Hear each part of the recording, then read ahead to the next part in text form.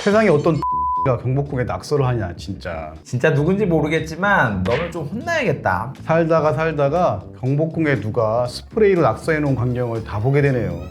혹시 모르는 분들을 위해 요약을 해드리면 며칠 전인 12월 16일 새벽 누군가가 경복궁 서십자각터 주변 담벼락과 영추문에 붉은색과 푸른색 스프레이를 뿌려서 불법 영상 공유 사이트 이름인 월럼프TV와 UR의 주소를 낙서하는 문화재 훼손 행위를 저질렀습니다. 그리고 1차 범죄를 모방한 2차 범죄도 이어서 발생했는데요. 2차 범죄를 저지른 사람은 경복궁 벽에다 노래 제목이랑 가사를, 이들은 도대체 무슨 의도였을까요?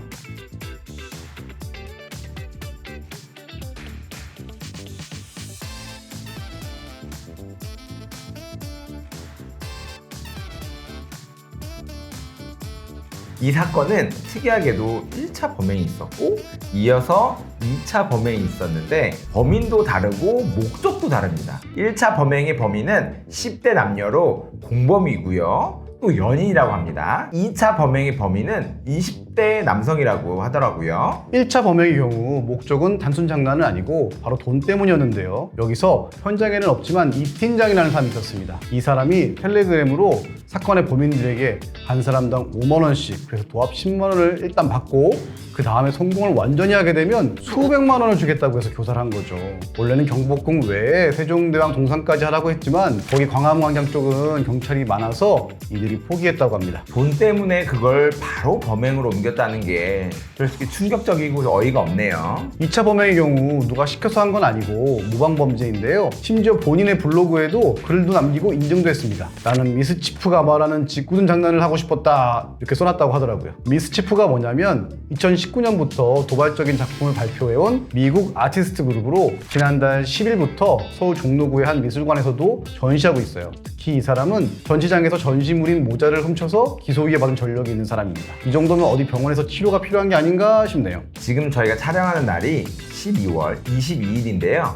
밖에 영하가 10도 정도로 내려가서 엄청 춥거든요. 철없는 10대의 남녀 범죄로 인해 수십 명의 전문 인력이 고생을 하고 있습니다. 10만 원 그냥 어디 다른 멀쩡한 일을 해도 벌 수 있었을 것 같은데 현재는 너무 추워서 작업도 어렵다고 하네요. 2차 범행의 범인이 블로그에 남긴 글 중에 죄송합니다, 아니 안 죄송해요, 이 말이 여러모로 참 인상적인 것 같은데 전총조의 I'm 실례를 이을 어록이 또 하나 탄생하네요. 1차 범죄를 보면 10대 남녀 학생이 같이 있었잖아요.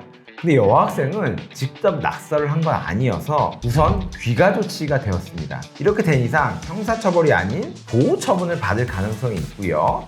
나머지 두 사람은 우선 구속영장 심사를 받고 있는 만큼 형사재판에 넘겨져 문화재보호법 위반, 공용물건 손상 이런 죄목으로 처벌을 받게 될 걸로 보입니다. 그런데 우리 실무할 때 문화재 관련 사건 다룰 일이 얼마나 있겠어요. 고의로 문화재를 훼손하는 일이 그렇게 많지 않고 문화재 가치는 돈으로 매기면 끝도 없잖아요. 중대한 사안이기 때문에 법조문만 봐도 3년 이상의 유기적에 처한다, 이렇게 되어 있어요. 보통 징역형은 몇 년 이상, 몇 년 이하 이렇게만 나와 있습니다.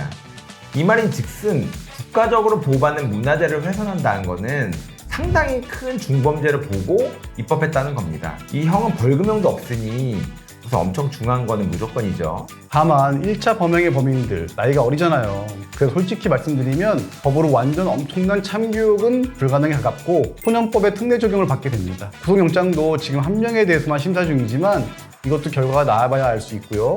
대신 2차 범행의 범인은 구속될 가능성이 높다고 볼 수 있죠. 개인적으로 앞으로 어떻게 될지 조금 궁금하긴 합니다. 한 가지 짚고 넘어가야 할 부분이 문화재보호법상 이걸 어떻게 볼 거냐인데요. 방금처럼 3년 이상의 유기징역이 나오려면 훼손이어야 하고, 만약 현상을 변경한 것이라고 해당하면 5년 이하의 징역이나 5천만 원 이하의 벌금형으로 처벌 수위가 낮아질 수도 있습니다. 낙서를 하긴 했는데 부신 건 또 아니니까. 그러는데 지금 추워서 제대로 지우지도 못하고 난리잖아요.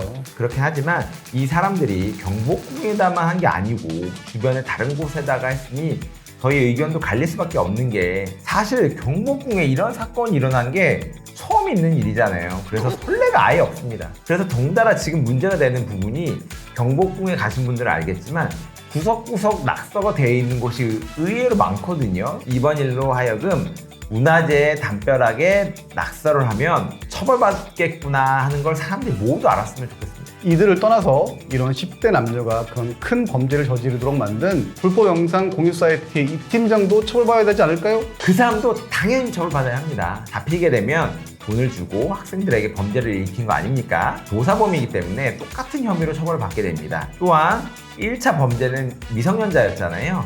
따라서 이 사람들이야 형사재판을 했는데도 초범 인정, 용돈을 벌기 위해 그렇다고 진술한 점들을 고려했을 때 충분히 양형에서 참작받을 수 있지만 미성년자를 교사한 이 팀장은 이런 부분 때문에 더 가중처벌을 받을 가능성이 높고 어디까지 교사했냐에 따라서 처벌이 더 무거워질 겁니다. 이런 주제야말로 시청자분들이 궁금해할 부분인 것 같은데 이런 엄청난 범죄를 저질러 놓고 고작 10만 원 받았잖아요. 범죄의 수익이죠, 이 돈이. 이 돈은 결국 어떻게 될까요? 범죄 수익 은닉의 규제 및 처벌 등에 관한 법률이라는 게 있어요. 쉽게 말해서 범죄 수익에서 유래한 재산은 법에 따라서 몰수를 할 수 있는 상황인데 받은 돈이 진짜 소액이어도 몰수를 할 수 있는 상황입니다. 그렇다면 원래 경복궁에다 스프레이를 낙서를 하고 받기로 한 550만 원인가? 이건 범죄를 교사한 사람이 잠수를 타서 결국에는 못 받고 있거든요. 이 돈은 어떻게 될까요? 애초에 못 받을 돈이죠. 범죄를 대가로 돈을 받으면 불법 어닝급여에 해당하게 되는데요. 예를 들어 불법 토토를 하다가 사이트 먹튀했는데 그거 법적으로 달라고 따지지도 못하잖아요. 사회 질서에 반하는 법률 행위는 무효가 되기 때문에 안 줘도 달라고 할 거리는 없습니다. 그렇기 때문에 누가 돈을 준다고 불법적인 걸 시키면 하면 안 됩니다.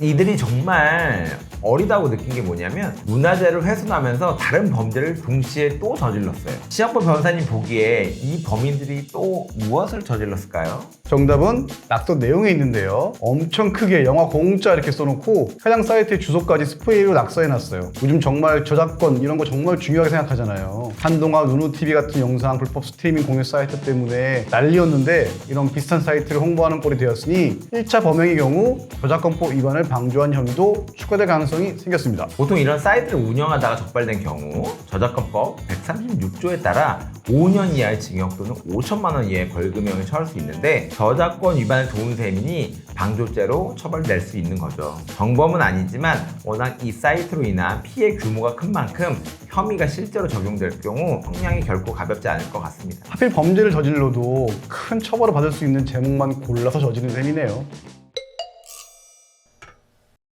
결론적으로 이 범죄는 문화재를 훼손할 생각으로 시작된 게 아니고 그저 돈을 벌기 위해 뒷일을 생각하지 않고 저지른 미성년자 어린 학생들의 무죄함에서 나온 게 문제라고 봅니다. 그리고 또 한 번 강조드리지만 아무리 돈이 필요해도 누군가 말도 안 되는 그리고 법적으로 하면 안 되는 일을 부탁한다면 절대 들어주면 안 됩니다. 법적으로 절대 못 받을 수 없습니다. 이번 사건과 관련해 법적으로 하고 싶은 이야기가 있으신 분들은 댓글로 많은 의견 부탁드립니다. 지금까지 롬맨즈의 남성민 변호사 신혁봉 변호사였고요. 오늘 영상이 재미있으셨으면 구독과 좋아요 부탁드립니다. 감사합니다.